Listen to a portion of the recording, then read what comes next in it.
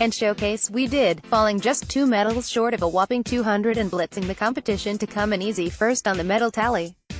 But Australian domination aside, there was an aspect of the 11-day event that left a sour taste in the mouths of other Commonwealth nations. In a scathing article published by The Times, British writer Rick Broadbent wrote it was our nation's jingoism and hollering that drowned out the many pluses of the Gold Coast Games. Turn down the jingoism, Australia, this wasn't the Olympics or even close. Broadbent tweeted.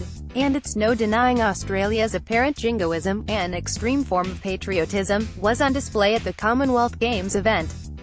The Australian swim team's medal tally at the Gold Coast Games broke records. Picture, Alex Koppel. Source, News Corp. Australia. Channel 7 regularly interrupted their broadcasts to showcase the medal board, which at one point saw Australia's total sitting at double any other competing nation. Even Sunrise dived in on the medal boasting, with co-host David Cope poking fun at the Brits last week when comparing their medal tally to ours. The Sunrise host made a point of adding up the amount of medals the United Kingdom would have if they were a combined nation competing at the Olympics, and joking how the Aussies still had them covered. I am feeling a bit sorry for the English though. They have double our population and we are just flogging them in the medal count with 50 gold medals. Coke said.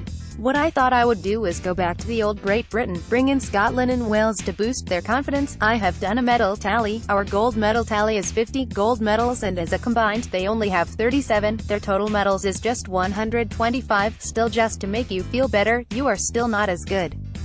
In total, Great Britain has 65 million people. I just thought I would do that calculation. It was moments like that that clearly didn't sit well with the Brits. Enduring memories, though, will be tainted by the rampant jingoism of the host broadcasters and an unbridled desire to thresh everybody out of sight.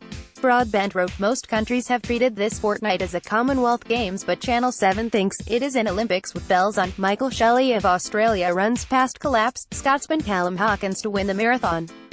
Picture, Tracy near my source. Perhaps it was Australia's lackluster effort at the past few Olympics that led to our nation's desperation to impress, pressure that only increased because of our home soil advantage. According to The Times, our nation's desperate desire to impress could be summed up in the moment Australian marathon runner Michael Shelley ran past his collapsed competitor, Scotsman Callum Hawkins, to claim the gold medal just minutes later. You can't really blame him. And Robbie Simpson, another Scot, kept on running too, Broadbent wrote. But it would have been the moment, but the Commonwealth Games wasn't without those moments. 3 Aussie runners, who were praised the world over, said they just wanted to show a bit of sportsmanship when they waited on the track for Lineo Chaka of Lesotho, the final runner of the women's 10,000 meters, to finish the race. You see these moments in time where an athlete helps someone, like a Brownlee, Alistair, helping his brother, Johnny, off the floor because he is completely wrecked.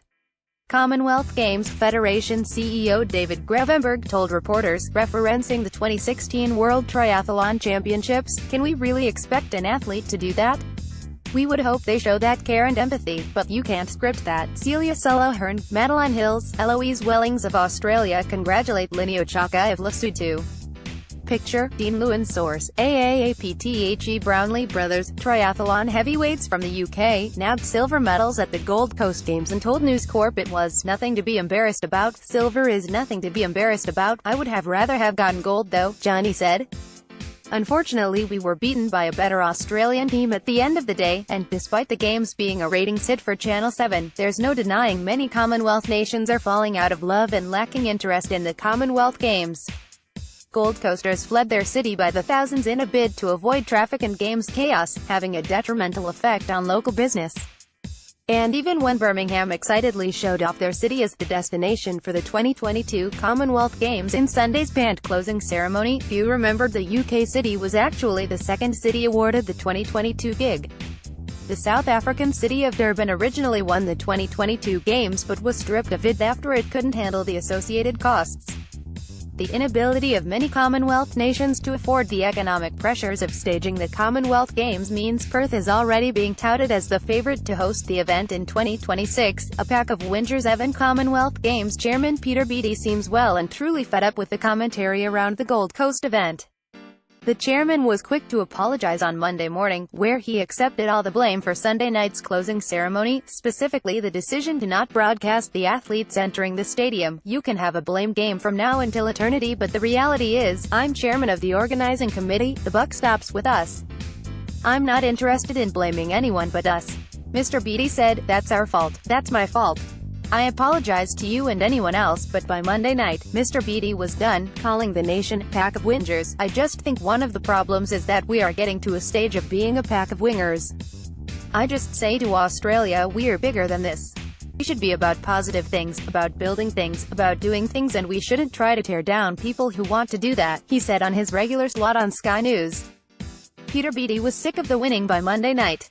Picture, Scott Barbour. Source, Getty Images. Responding to claims from Channel 7 commentator Johanna Griggs that the network had no idea the athletes wouldn't be broadcast during the closing ceremony, Mr. Beattie said they needed to remember the people behind the organization. "Often some of the commentators who are very self-indulgent forget this. There is a very good team at GOLDOC, which is the organizing committee, and whenever you get sort of beat-ups and so on, the morale of those wonderful individuals actually is affected. I work with these people. They're non-political. They worked incredibly hard, and delivered one of the best Commonwealth Games Australia's ever had," he said. Controversies aside, the Gold Coast's go at the Commonwealth Games was a successful one. Organizers dubbed it the Inclusive Games, and inclusive it was. There was an almost even amount of medals up for grabs from men and women, and parasport was completely integrated into the 11-day competition. But whether or not the Commonwealth has much room, or interest, left in its heart for the quadrennial event is a question that the Gold Coast was unable to answer.